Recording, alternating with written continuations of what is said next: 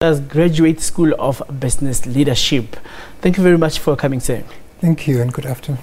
Well, when you talk about land expropriation without compensation, there's still some discomfort amongst white people, especially their concern regarding farming land and them calling it a property because it's still financed by the banks and the likes. What did you find out in your research concerning this concern? So I think it's not just only a concern from white farmers or from white population in South Africa that there is this uncertainty in terms of what the rewording is going to mean. So I think the concern even amongst some ANC veterans is there. But I think from research, the biggest problem is that most of the problems around the land reform projects, the failure of the projects themselves and the slow progress in transferring the land have had nothing to do with the lack of compensation or contestation around compensation. So even if the constitution were to be reworded, that would not provide the magic bullet solution to resolving the issues that have been here for the last 25 years around the problems in land reform. So I think that's the main concern, besides the fact that we don't know what it means to reword the constitution as it stands right now, and we don't know whether there would be a disconnect. Yeah, but when you listen to the discussions across the board, it's farming land, commercial farmers especially, who are saying if you expropriate this land without compensation, what is going to happen? And then the question is, why is focus only on commercial land? Whereas the concern here is that the purpose of land expropriation without compensation is about those black people who don't have anywhere to stay, who don't have anywhere to go. They need to be provided with land so that they can have houses as well, so that they can also regain their own dignity. So I don't know why the focus is on farming land, but I do know that the white farmers specifically feel that the target is on them, on their backs, because most of them own the big amounts of land, some of which lie idle. But I think socially we know that the priority for provision of land lies mostly in urban areas. So yeah, we've got a solution to a problem that is not well defined. In fact, we've got a solution that is not well defined, that all it's creating is uncertainty around who is going to be affected and how they're going to be affected. And as far as I can tell from looking at the events in the last 2 years, this must be around politicking for 2019 elections. And I think the ANC has been caught off guard by the EFF's rhetoric around land reform.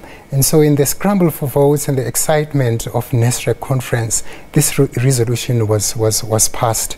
And it's unfortunate that it is also in disconnect with the Freedom Charter itself in terms of the national question, which is overarching the land question. It's also in disconnect with the South African Constitution. Technically, I'm not convinced that they're going to be able to reword the Constitution in the manner, at least, that is supportive of the EFF's rhetoric.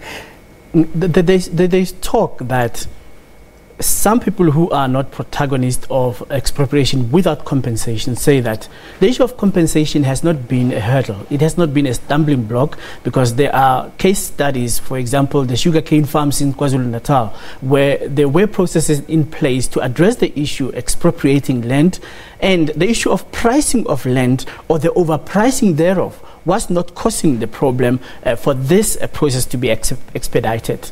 Exactly. So just before the 2005 Land Summit, there was the discussion around whether the willing buyer, willing seller was an issue and a stumbling block towards a land acquisition. So various targets were made at that time. For example, achieving a 30% target for land to be redistributed to emerging black farmers. So what the issues have been are very administrative in nature. For example, the evaluation processes of the land itself in terms of how much it would cost to, at a market value, using the willing buyer, willing seller principle to acquire the land.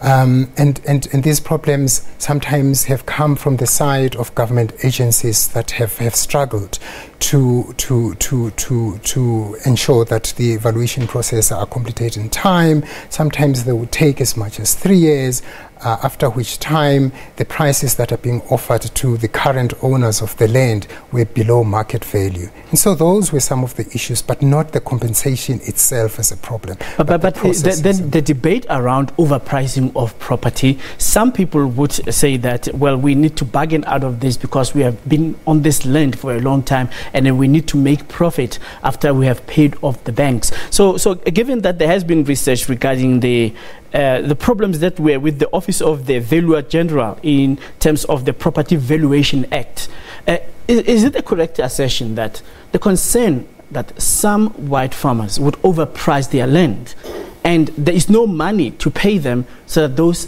pieces of land can be expropriated in terms of that principle of willing buyer, willing seller? So that was the issue, that some farmers would do that, would overprice their land. And there were instances, but very isolated instances, where that happened. But the majority of the problems did not come from the process of evaluating the land itself. In fact, the reason why the Valuer General was established in 2014 was in recognition of the fact that the government was struggling in terms of valuing the land properly, ensuring that the price that is being paid is fair. It was not established to ascertain that the land would be acquired free of charge. So the ANC was still adopting the willing buyer, willing seller at fair market value. That's why the Valuer General was established, to ensure that the prices were fair. So now that there is a problem of uncertainty concerning this, even on the international front, what happens beyond expropriation without compensation? Well, we don't know. But what I can say is that most of the land reform projects that have been successful, in a sea of many that have failed, have come from instances where the outgoing farmers would sit out and mentor the incoming farmers. In some cases, they would go into joint ventures with them, ensuring that there's a transfer of both business and technical skills to the incoming farmers. And those are some of the few cases that we've heard of land reform projects that have been successful. Now, in a case where there were disgruntled white farmers who are outgoing and leaving the land without being compensated, or feeling that they're not being compensated fairly for the land on which they farmed. So we're not going to have these incidents, the successful stories of land reform projects where there's cooperation between outgoing and incoming farmers. That's one of the problems that I see that might emerge from this. All right, we are running out of time, but thank you very much. This is an ongoing discussion. Surely this is not the last time we have you in the studio, but thanks for your time now. Thank you so much. All right. We're speaking to Professor Cyril Nhlanhla Mbatha, who is a professor with the Unisa Graduate School of Business Leadership.